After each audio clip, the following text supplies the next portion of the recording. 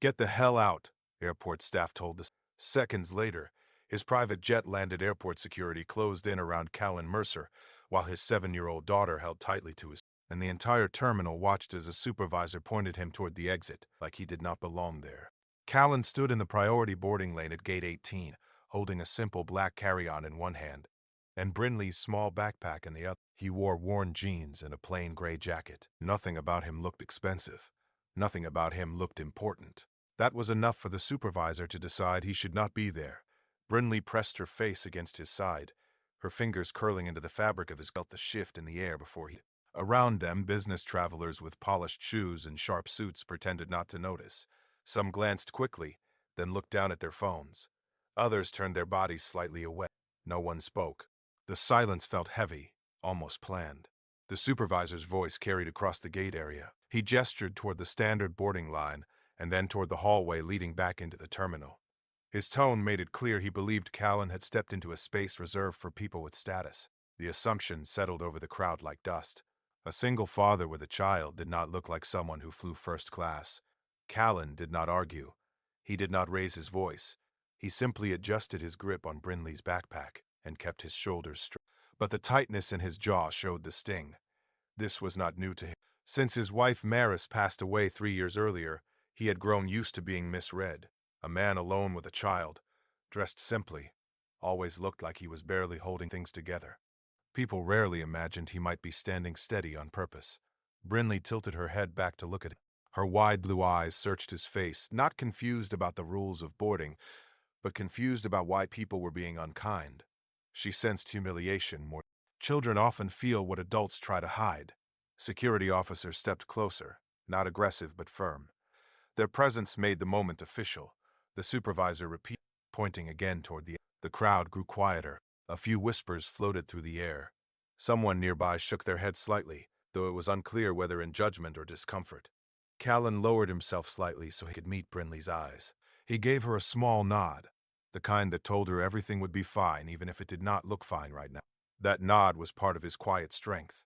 As a single parent, he had learned to absorb embarrassment so she would not have to carry it. The supervisor reached toward Callan's boarding pass, glancing at it quickly, as if already certain it was wrong. Before he could say anything further, a sharp crackle came through the nearest security radio. The sudden noise cut through the tension like a blade. One of the officers lifted the radio to his expression shift. Another voice came through, louder this time, urgent but controlled. Words about runway clearance and an unscheduled arrival floated into the open air. Outside the wide terminal windows, a distant roar began to. It was faint at first, just a low vibration that most people ignored. But Brinley noticed. She turned her head toward the glass, her grip on her father loosening just slightly. The supervisor frowned. Distracted by the radio chatter, more staff members near the gate began checking their devices. A gate agent stepped away from her podium and looked toward the runway. The atmosphere shifted in small, almost invisible ways. The sound outside grew stronger, deeper. Heads began to turn toward the windows. Conversation stopped mid-sentence. The officers standing near Callan glanced at each, confusion flickering across their faces. Brinley took one small step away from her father and looked fully toward the glass. Her expression changed. There was no fear in it, no surprise either. Quiet recognition. Callan remained still, his hand resting gently on her shoulder. He did not smile. He did not react. But something about his calm felt different now. It no longer looked like quiet defeat. It looked like patience. Across the tarmac, a sleek private jet descended through the gray afternoon sky. Its landing lights cut through the air as it touched down smoothly, tires meeting the runway with controlled precision. The engines roared, then softened as the aircraft slowed. Inside the terminal, radios buzzed again. Staff members exchanged quick glances. One gate agent's eyes widened as she looked down at her screen. The supervisor, who had been ordering Callan to leave, stopped speaking. His hand lowered slowly from its pointing gesture. He stared at the monitor near the boarding desk, then back at Callan, then at the screen again as if hoping he had misread something. Passengers began whispering more openly now. A few stepped closer to the windows. The private jet taxied toward a reserved section of the runway connected to Gate 18. Brinley looked up at her father once, this time not with but with quiet certainty. She squeezed his hand, almost reassuring him instead of the other way around. The gate agent swallowed and spoke softly into Her voice trembled slightly as she confirmed the tail number, the registration detail. The incoming P. Rive 8 jet had just been cleared under Callan Mercer's aviation registration. The same man who had just been told to get out was suddenly the reason everyone at Gate 18 stood frozen in place.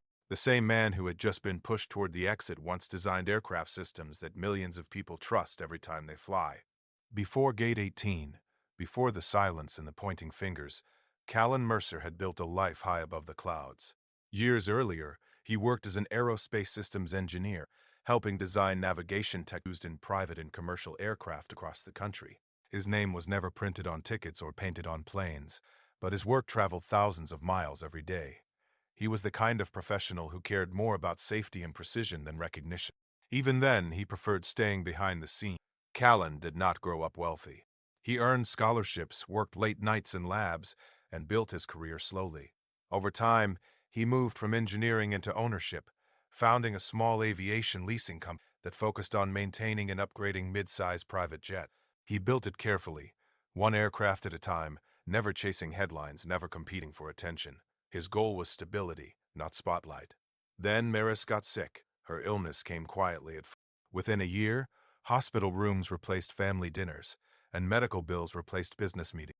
Callan shifted his entire life around her treatment. He sold their large home and moved into a smaller one, closer to the hospital. He sold a luxury vehicle he once dreamed of owning. He let go of anything that looked impressive but was not essential. To outsiders, it seemed like he was losing success. In truth, he was choosing love. When Maris passed away, the silence in their home felt heavier than Brinley was only 4. She did not fully understand death, but she understood absence. Callan made a quiet promise at that. He would never let her feel, and he would never let pride become. As a single father, he learned quickly how invisible men like him could be. At school events, people assumed Brinley's mother was busy. At grocery stores, strangers offered advice he did not ask for. At playgrounds, some parents watched him longer than necessary, unsure of where he fit. Society often celebrates single mothers with loud praise, but single fathers move through softer shadows. Callan did not resent it. He simply adjusted. He rebuilt his aviation company slowly after rest. Instead of expanding fast, he focused on reliability. He worked long nights after Brinley fell, reviewing contracts and maintenance law. He turned down risky deals that promised quick profit. Stability mattered more now. He was not building for he was building for his daughter's future. Despite owning aircraft, Callan dressed simply. He drove a modest SUV, practical clothes. He believed Brinley needed to understand effort, not entitlement. That was why they were standing in a commercial terminal that he wanted her to see different people, different lives. He wanted her to grow up grounded, not impressed by status. The private jet that had just landed was never meant to appear that day. One of his operations managers had rerouted it because of sudden weather changes in another state. The jet needed temporary clearance, and Gate 18 had the available access. The timing was pure coincidence. Callan had not planned a dramatic entrance. In fact, he would have preferred none at all. Back at the gate, whispers continued to spread. The supervisor who had ordered him away now stared at the boarding monitor with growing disbelief. The gate agent typed quickly, double-checking the registration number connected to the arriving aircraft. Each confirmation made the situation more uncomfortable. Callan felt the shift in the air but did not let it change him. He rested his hand gently on Brinley's shoulder, steady and calm. She looked up at him, her expression thoughtful. She had seen the humiliation, and now she was watching the reversal. This was a lesson neither of them expected. That he did not feel anger toward the staff. What he felt was something quieter. It was the familiar ache of being misjudged, of being seen as less. Because he did not look impressive. That ache had followed him since Maris died. People often confuse quiet with failure. Brinley leaned slightly against him, her small presence grounding him the way he had grounded her so many times before. She did not care about aircraft registrations or boarding lanes. She cared that her father stood tall even when others tried to lower him. A few passengers began looking at Callan differently now. Their eyes held curiosity instead of dismissal. The security officers stepped back, radios still in hand. The supervisor cleared his throat, unsure how to recover authority in a moment that had slipped away. Callan remained. He did not correct anyone. He did not explain. His life had taught him that character shows best under pressure, not during praise. Across the terminal movement, 2 airport managers hurried down the corridor toward Gate 18, their faces tight with concern as they reviewed it on their tablets. Airport management rushed toward Gate 18 with panic written across their faces, and the balance of power was about to shift. The private jet touched down, and suddenly everyone who had looked away was now looking directly at Callan Mercer. Through the tall glass windows of Gate 18, the aircraft rolled smoothly across the runway, its white body clean and polished, its engines humming with steady control. The landing had been perfect, calm and precise, like it had been practiced 100 times before. The tail number matched the registration the gate agent just confirmed. There was no mistake now. The jet belonged to Vail Aviation Group, and Callan Mercer was its founder. The energy inside the terminal changed, and the same supervisor who had been firm and dismissive now stood stiff, unsure where to place his hand. The security officers stepped back slightly, no longer blocking Callan's path. Passengers who had avoided eye contact moments earlier began watching him openly, some whispering to each other as if trying to understand how they had missed. Two airport managers arrived at the gate, walking fast but trying not to appear rushed. Their expressions carried forced calm. One of them adjusted his tie before stepping forward, offering a careful nod of acknowledgement toward Callan. The politeness in his posture felt very different from the sharp gestures that filled the air just minutes before. Brinley noticed everything. She noticed the softened voices, the way the supervisor no longer pointed toward the exit, the way strangers now studied her father with interest instead of doubt. She did not fully understand business ownership or aircraft registrations, but she understood fairness. She had seen how quickly adults changed their tone when they believed someone held power. Callan felt the shift. He could sense the nervous respect forming around him, like a curtain being pulled into place. Yet his posture didn't. His shoulders remained relaxed. His expression stayed steady. He did not step forward with pride. He did not correct anyone. He simply stood there, present and calm. Outside, the jet taxied toward a private access lane connected near Gate 18.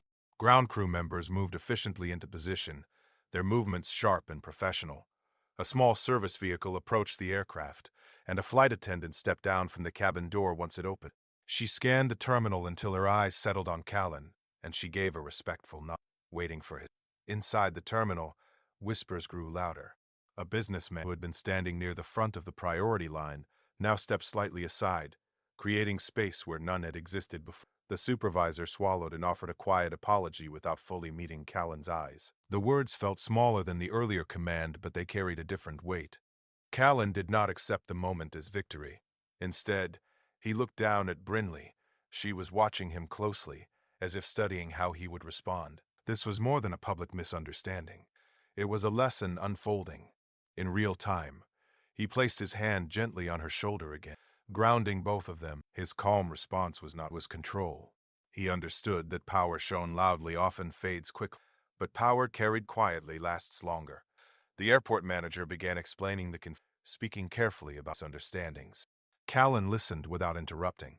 He nodded once, acknowledging the explanation, but he did not expand the moment into something larger. He did not mention his company. He did not describe his achievements. He did not ask for special treatment. Security stepped fully aside now. Radios. The tension that had once surrounded Callan shifted into uneasy respect. Some passengers even offered small smiles, as if trying to distance themselves from their earlier silence. Brinley looked back toward the runway, then up at her father again. She seemed less interested in the jet and more interested in how he handled the people around him. She had seen adults act harsh when they believed someone was powerless. Now she was watching how her father acted when the power was clearly his. Callan finally moved forward, not toward the jet, but toward the boarding desk. He calmly confirmed his daughter's ticket for the commercial flight they had arranged. The decision surprised the staff. The private jet waited outside, engines still humming softly. It would have been easy to board it immediately, to make the contrast even stronger. Instead, Callan showed something different. Status did not control him. Wealth did not define him. His choice was not about proving a point. It was about teaching one. The manager quickly offered to arrange direct boarding from the private aircraft instead, emphasizing comfort and Callan listened, then politely declined with a simple shake of his head. Brinley watched this moment closely. She saw that kindness did not depend on position, it depended on character. The crowd continued to whisper, but the tension had faded into curiosity. The supervisor stepped back fully now, no longer commanding the space. The power dynamic had reversed completely, yet Callan did not use it to embarrass anyone. His strength showed in restraint. Just as he prepared to guide Brinley toward their original gate line, her attention shifted across the terminal, her eyes fixed on something near the maintenance area beyond the seating. Her expression changed again, this time not with confusion or curiosity, but concern. Across the terminal, a young airport worker stood near a cleaning cart, while another staff member spoke sharply to him. The worker's shoulders were low, his head slightly bowed. The posture looked familiar. Brinley tightened her grip on her father's hand, her gaze locked on that. Before boarding either flight, Brinley stared at the young airport worker being blamed across the terminal to look away. While adults were still thinking about wealth and status, Brinley noticed someone being crushed in silence. Across the terminal, near a row of empty seats in a supply cart, a young airport maintenance worker stood stiff while a senior staff member spoke sharply at him. His name tag read, Tobias Reed. He looked no older than 23. His uniform was slightly wrinkled, and his hands were still damp from cleaning. A small piece of equipment rested on the floor beside him, and from the gestures being made toward it, it was clear he was being blamed for something that had. Passengers nearby pretended not to hear. Some glanced over and quickly looked away. The scene felt familiar, almost like an echo of what had just happened to Callan at gate. Different people, different reason, same public tone, same quiet humiliation. Brinley tightened her hold on her father's hand. She did not say anything, but her body leaned slightly toward Tobias. She recognized the look on his face. It was the same controlled stillness her father had worn minutes earlier when he was being told to leave. It was the look of someone trying to protect their dignity while others chipped at it. Callan followed Brinley's gaze. He saw Tobias standing there, shoulders low, listening while another employee pointed at the equipment and shook his head. The words were not loud enough to hear clearly, but the message was obvious. The worker was being blamed in front of others. Callan felt something tighten in his chest. He had already planned to move forward with Brinley and leave the gate area behind. The private jet waited outside. The misunderstanding had ended. He could walk away from the airport without another thought. But Brinley did not move. She looked up at him with a quiet question in her. It was not about the jet. It was about fairness. Children often see what adults ignore. Brinley did not care about company ownership or runway access. She cared that someone was being treated as less than human. In that moment, she became the emotional compass guiding the next step. Callan gently shifted direction, walking with her toward the maintenance area. He did not walk fast. He did not carry authority in his. He approached calmly, observing before. The senior staff member continued, addressing Tobias with frustration, pointing again at the equipment and Tobias remained quiet, absorbing the crit. His jaw tightened slightly, but he did not defend himself. There was something about his silence that suggested this was not the first time he had spoken to this. Callan waited until the staff member paused. Then, in a steady and professional tone, he asked a simple question about. His voice was even, not confrontational. He crouched slightly to examine the device, glancing at the wiring and control panel. His years in aviation systems had trained his eyes to notice small details. Within moments, he identified that the issue was not caused by handling error, but by an outdated connector that had likely failed on its own. He explained this clearly, without attacking anyone. His tone focused on solution rather than blame. The senior staff member hesitated, then stepped back, realizing the situation had been. Tobias looked up for the first time with surprise. No one had expected a passenger to understand the technical side of airport equipment. No one had expected someone with power to use it quietly. Callan did not mention his company. He did not mention the jet waiting outside. He simply nodded once and suggested that maintenance logs be reviewed before assigning fault.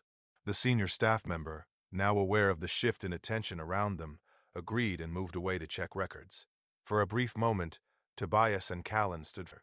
Brinley stepped slightly forward, her small presence softening the air between them. Tobias seemed unsure what to say. His eyes carried both gratitude and confusion. Callan asked him about his background in a calm and respectful way. Tobias explained that he had once studied aviation engineering, but had to leave school when his family faced financial collapse. He took the airport job to support his younger sister. The dream of designing aircraft systems had faded into routine maintenance. Callan listened carefully. He recognized the language Tobias used when describing aircraft. It was not casual interest. It was trained understanding. Beneath the uniform was someone who once believed he could build things. Brinley watched the exchange with a small smile. She sensed something changing. The tension that had filled the terminal earlier had shifted into something else entirely. This moment was not about status anymore. It was about being. Callan reached into his pocket and pulled out a simple business card. He handed it to Tobias without ceremony. He told him to visit the hangar sometime if he wanted to talk more about aviation. It was not a promise. Tobias stared at the card as if it might disappear. No one had offered him opportunity in a long time. Most people only saw the uniform. Few asked about his story. The private jet still waited outside, engines quiet now. The airport buzz had settled back into normal rhythm, but something deeper had shifted for Ninding near a cleaning cart. Brinley stepped back to her father's side, satisfied in a way only children can. Something kind as Callan placed his hand on her shoulder again, realizing that she had led him here. Isolation. Had recognized. Tobias once studied aviation engineering before his life collapsed, and Callan could already sense that this meeting was not an accident. Tobias had not been chosen by anyone in years, until a child decided he mattered. After that day at the airport, Tobias Reed kept staring at the business card long after his shift ended. The letters spelling Vale Aviation Group felt distant from his current life of cleaning equipment and fixing small mechanical issues. Years earlier, he had imagined his name printed on engineering blueprints, not stitched onto a maintenance unit. He had earned a partial scholarship to study aviation engineering, and for a while his future seemed steady. Then his father lost his job. Medical bills stacked up, and the scholarship was no longer enough. Tobias left school quietly, telling himself it was temporary. Temporary turned into permanent faster than he expected. Working at the airport paid the bills and helped him support his younger sister, but every day felt like standing near the sky without ever reaching. Planes took off above him while he stayed on the ground. He watched Negoniers walk past in pressed shirts while he carried tools. No one asked about his ID. No one knew he once studied flight systems late into the night. Most days he felt invisible. The memory of Brinley's steady gaze stayed with him. She had not looked at him like he was just another. She had looked at him like he was someone important. That small moment held more weight than he had. A week later, Tobias stood outside the hangar listed on the card. The building was large but not flashy, with clean glass panels and a simple logo near the entrance. He almost turned back, worried he would not belong there either. But before he could leave, the doors opened and Callan stepped out, as calm as he had been at the airport. Callan welcomed him without surprise, as if he had known Tobias would come. Brinley stood nearby, holding a small notebook. She smiled when she saw him, and that simple smile eased the tightness in his chest. Inside the hangar, aircraft rested in different stages of maintenance and upgrade. The space smelled of metal and fuel, but it felt organized and purposeful. Callan walked Tobias through explaining the system was refining and the software updates they were testing. He did not rush. He did not talk down. He asked Tobias questions about his own experience. For the first time in years, Tobias spoke about aviation with confidence. He described aerodynamic efficiency, system redundancy, and the beauty of clean design. Callan listened carefully, nodding at certain details. Brinley sat on a nearby stool, drawing quietly but watching both of them. Callan saw something familiar in It was not just talent, it was quiet loss. He recognized the way Tobias hesitated before sharing ideas, the way he waited for dismissal that Callan remembered feeling that same hesitation after Maris passed away, when business partners slowly stopped calling and invitations grew. Loss changes how a person stands in a. As a single father, Callan had learned to build strength without noise.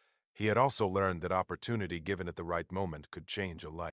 Brinley, without speaking, seemed to encourage the direction of the conversation. Her eyes moved between them, almost guiding the connection. After the tour, Callan offered Tobias something simple but powerful. A training pathway. It was not charity. It was structured mentorship. Tobias could start part-time, shadow engineers. If he committed, there would be a place for him. Tobias felt something shift inside him. No one had offered him a path forward in a long time. Most people saw his current job and assumed it defined him. Callan saw beyond it. Brinley had. Over the next few weeks, Tobias split his time between airport shifts and the hangar. Slowly, he began spending more hours at Vale Aviation. He studied updated manuals at night and asked thoughtful questions during the day. The engineers noticed his. He was not loud, but he was focused. Brinley formed a quiet attachment to him. She often sat near his workstation, asking simple questions about how wings work or why certain lights blinked in patterns. Tobias answered carefully, enjoying her curiosity. The hangar felt less like a workplace and more like a place of belonging. For Callan, watching Tobias regain confidence reminded him of something important. Family is not always defined by blood. Sometimes it is built through shared effort and mutual respect. The isolation that once surrounded his life after Maris passed began to thin slightly. The hangar felt fuller. Now, not just with aircraft, but with purpose. Tobias no longer felt invisible. He felt chosen. Just as the rhythm of this new stability settled in, an unexpected envelope arrived at Callan's office. The legal letter inside carried the name of Griffin Hale, a former competitor known for aggressive tactics in the aviation market. Just as stability returned and a new kind of family began forming, Callan received a legal notice threatening to ground everything he. When life finally feels stable, the past tries to pull it. The legal notice from Griffin Hale arrived on a quiet Tuesday morning, folded neatly inside a formal envelope that looked harmless from the outside. Inside, the message was clear. Griffin, a longtime competitor in the regional aviation market, had filed a regulatory complaint against Vale Aviation Group. The claim accused Callan of licensing violations tied to aircraft maintenance documentation and expansion permits. It questioned compliance records and suggested procedural gaps that could trigger a full investigation. Callan read the letter twice, his expression steady but his chest tight. He knew Griffin's style. Griffin did not attack directly. He applied pressure through systems and paperwork. If the complaint gained traction, it could freeze contracts, pause new deals, and even ground active aircraft until every document was. Within days, the pressure began to spread. Industry blogs picked up the story, repeating the phrase, possible compliance concerns without confirmed evidence. A few investors called with careful questions. None accused him directly, but their tone had changed. Confidence had been replaced with caution. Callan felt something familiar rise inside him. It was the same fear he had felt years ago in hospital waiting rooms, when numbers on medical bills climbed higher than he could. The fear of losing everything slowly, piece by piece. He had rebuilt his company with discipline and honesty. Now that stability felt fragile again. He did not show panic at the hangar. He moved through meetings with calm focus, reviewing maintenance logs and instructing his legal team to gather complete records. But Brinley noticed the difference at home. She saw the way he stared at his laptop longer than usual. She saw the quiet pause before he answered her questions. At dinner, children sense stress even when words are careful. Brinley did not ask about lawsuits or. Instead, she drew a picture one evening of an airplane flying through dark clouds with sunlight breaking ahead. She left it on his desk without it. When Callan found it later that night, he understood the message. She believed he would guide them through. At the hangar, Tobias also sensed the shift. Rumors moved fast in aviation. He overheard technicians whispering about possible grounding orders. One afternoon, he approached Callan directly and asked how serious the complaint was. Callan answered honestly. The risk was real, but the records were clear. The company had followed procedures carefully. Still, investigations take time, and time can be costly. Tobias could have stepped back. He had only recently joined Vale Aviation. Aligning himself with a company under scrutiny carried risk. If operations froze, his position would. Yet he did not step away. Instead, he asked for access to archived system logs and maintenance backups, offering to double-check everything personally. Callan saw loyalty in that. During Maris's illness years ago, he had watched business partners distance themselves quietly, afraid of instability. Invitations slowed. Calls were returned later and later. Hard seasons reveal who stays. Tobias, despite having every reason to protect himself, chose to stay. The legal hearing was scheduled within. If regulators sided with Griffin's complaint, Vale Aviation's fleet could be grounded pending extended review. Contracts would collapse. Employees would be left uncertain. The company Callan had rebuilt for his daughter's future would stand still. Media pressure increased as the local news outlets framed T's situation as a clash between rising and established aviation firms. Griffin gave a controlled statement about ensuring industry standards, positioning himself as a defender of compliance. Callan refused to respond publicly. He believed arguments should be settled in facts, not headlines. At home, Brinley remained steady. She asked simple questions about planes and clouds, about how pilots know where to go in storms. Callan answered gently, explaining that instruments guide aircraft even. As he spoke, he realized he was describing his own situation. Data and truth would guide him now. In the hangar, engineers worked carefully, documenting every procedure twice. Tobias stayed late reviewing digital maintenance records, tracing timestamps. The deeper he looked, the clearer it became that Griffin's complaint relied on selective interpretation of incomplete data. Important files had been ignored. The night before the hearing, Callan walked alone through the quiet hangar. The aircraft rested under soft lights, silent but full of potential energy. Each plane represented years of effort and sacrifice. He placed his hand lightly against the side of one jet, not out of fear, but out of resolve. He had survived deeper loss before. He would not crumble under. The morning of the hearing arrived with clear skies overhead, almost ironic in its calmness. Callan dressed simply, as always. Tobias carried a secure drive containing archived documentation he had carefully compiled. B. Rhinley hugged her father before he left, her small arms wrapping around him with steady trust. This was more than a legal challenge. It was a test of everything he believed about integrity, resilience, and chosen family. If Callan lost this hearing, every plane he owned could be grounded within, and the future he rebuilt for Brinley would hang in the balance. The same man once told to leave an airport now stood in a courtroom fighting to stay in the sky. The courtroom felt colder than the hangar ever had. Rows of seats filled slowly with industry observers, a few quiet reporters, and representatives from both aviation firms. Callan Mercer sat at the front beside his attorney, hands folded calmly on the Across the aisle sat Griffin Hale, dressed sharply, posture confident, his expression controlled. The air carried tension, but it was not loud. It was the kind that pressed down quietly. This hearing would determine whether Vail Aviation Group had violated regulatory measures as claimed. If the board found serious compliance gaps, Callan's fleet could be grounded pending extended investigation. Contracts would freeze, employees would scatter, years of steady rebuilding could pause overnight. When proceedings began, Griffin's legal team presented their argument first. They displayed selected maintenance records and suggested inconsistencies in documentation timing. On a large screen, highlighted timestamps were shown without full context. The claim was simple. Shortcuts may have been taken to speed up expansion approval. The wording was careful, but the implication was damaging. Callan listened without interruption. He had prepared for this moment.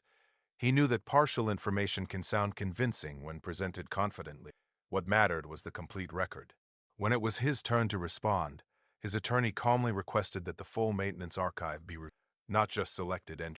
Tobias Reed sat a few rows behind, holding a secured drive containing he had personally recovered from backup servers. His heart beat fast, but his posture remained steady. Staying had not been the easy choice, but it had been the right one. The archived data revealed something important. The timestamps Griffin's team presented had excluded automated system updates that occurred minutes later, updates that completed required documentation. The highlighted gaps were not violations, but processing delays during a scheduled server migration. The migration had been logged, approved, and certified at the time. As the full timeline appeared on screen, the narrative began to shift. The board members leaned forward, reviewing technical details carefully. Tobias was asked to briefly explain the archive structure and the RI process. He spoke clearly, without arrogance, describing how system redundancies preserved every action performed during maintenance checks. His explanation was direct and easy to follow. Griffin's confident posture weakened slightly. The selective framing of data became obvious once the complete record was visible. What had looked like neglect now appeared as normal technical sequencing the system update. The accusation of intentional shortcut lost weight. After a recess for review, the board returned with its. The complaint was dismissed due to insufficient evidence of regulatory violation. Vail Aviation Group was cleared to continue operations without restriction. Expansion permits previously paused would be reinstated. The tension that had held the room for weeks released all at once. Callan did not celebrate loudly. He closed his eyes briefly, breathing out the pressure he had carried. Across the aisle, Griffin gathered his papers quickly, avoiding eye contact as he exited the room. Outside the courthouse, reporters waited. This time, the tone of questions was different. Instead of suspicion, there was curiosity about resilience and compliance integrity. Callan gave a short statement focused on transparency and he avoided criticizing Griffin publicly. His calm approach once again showed that character speaks louder than victory lap. At the hangar, hour later that afternoon, employees gathered quietly as the news spread. There were no loud cheers, only relieved smiles and firm handshakes. Stability had returned. Aircraft could continue flying. Contracts would move. Brinley stood beside her father as he walked through the hangar door. She looked up at him with pride that did not need words. She had watched him face humiliation. At an airport, she had watched him carry. Now she saw him stand tall not because he had power, but because he had truth. Callan called Tobias forward in front of the team. He acknowledged the careful work Tobias had done, recovering and organizing the archived records. Without that effort, the timeline might have remained incomplete. He then announced Tobias's official promotion to junior system within Vail Aviation, effective immediately. The promotion was earned, not gifted. It marked a turning point for Tobias, who once felt invisible in the same airport with his eyes reflected gratitude, but also responsibility. He had chosen to stay when pressure rose, and that loyalty had shaped the outcome. Redemption does not always arrive with fireworks. Sometimes it arrives quietly, restoring balance piece by piece.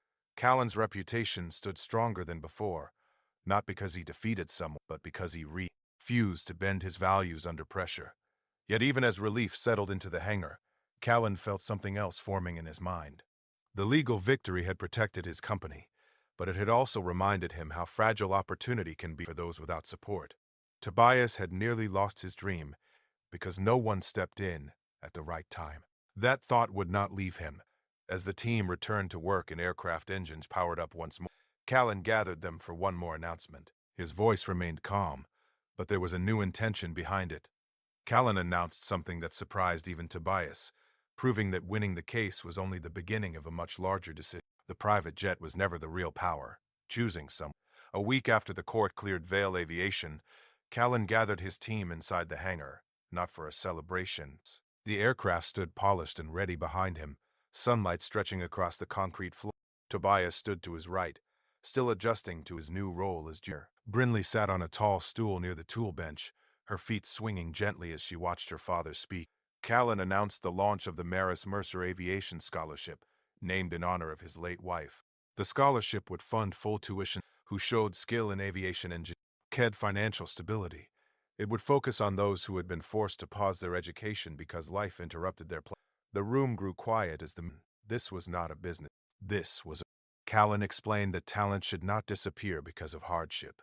He knew how fast life could shift. He had watched Maris fight illness with... He had watched Tobias nearly lose his future because no one stepped in at the right moment. The scholarship would make sure fewer dreams were left behind. Tobias felt the weight of that announcement deeply. Callan then added something unexpected. Tobias would serve as the first mentorship coordinator for the scholarship. He would guide new students entering the hangar, just as he had once been guided. The role was not symbolic. It carried responsibility. Tobias nodded slowly, understanding that this was trust being placed. In the months that followed, the scholarship began receiving letters arrived from students across the country, each one telling a story of interrupted plans and quiet determination. Tobias reviewed them carefully, recognizing pieces of his own journey in their words. For the first time, he was not the one hoping to be, he was helping choose others. Brinley spent afternoons at the hangar doing homework while work nearby. She had grown more confident, no longer shrinking when adults spoke firmly or when rooms felt intimidating. She had watched her father stand calm and humiliated and steady in victory. That kind of example shaped her quietly. She began asking questions not just about aircraft, but about people, about why some are overlooked, and how small actions change outcomes. One afternoon, months after the airport incident, Callan and Brinley returned to that same terminal for a scheduled commercial flight. The atmosphere felt different, but not because of recognition. It felt different because they were different. The staff at Gate 18 greeted them with professional respect. Some remembered him, some did not. It no longer mattered. Callan stood in the same priority lane where he had once been told to leave. This time there were no questioning glances, no pointed gestures, but his posture remained the same as before. Calm, simple, grounded. He did not demand attention. He did not carry pride in his step. Brinley looked around the terminal, and then up at her father. She did not see she saw growth. She saw how a painful moment had led to something larger than status. She understood now that power is not about proving others. It is about lifting someone up when you can. As they waited to board, Tobias called to update Callan about the first scholarship recipient arriving at the hangar that week. His voice carried excitement, but also purpose. He was no longer the invisible worker at he was part of something that extended beyond him. Callan ended the call with a quiet smile. Isolation had once defined his life after Maris passed. The house had felt empty. The future had felt uncertain. Now the hangar carried new voices. Brinley's laughter echoed off its walls. Tobias's guidance shaped young engineers. The company had become more than aircraft and contracts. It had become chosen family. Family, Callan realized, is not always about who shares your name. It is about who stands beside you when pressure rises. It is about who stays when leaving would be easier. Tobias had stayed. Brinley had guided without knowing she was guiding. Together, they had built something stronger than reputation. As boarding began, Callan lifted Brinley's backpack onto his shoulder and stepped forward. The airport no longer felt like a place of judgment. It felt like a reminder of how quickly life can shift when someone chooses kindness over status. Before walking down the jet bridge, Brinley glanced across the terminal. A single father stood near a seating area, holding his son's hand while reading a departure screen. He looked tired. No one was paying attention to him. Brinley squeezed her father's hand gently. Somewhere in that crowded airport, another single parent stood alone. And this time, someone was ready to choose. If this story meant something to you, don't just scroll past it. Stories like this grow when people choose to pass them forward, the same way kindness grows when someone decides to act. Share it with someone who needs a reminder that being overlooked does not mean being unimportant, and stay connected for more stories that prove quiet strength still. And before you leave, ask yourself this. If you had been standing at gate 18 that day, would you have looked away like everyone else, or would you have chosen to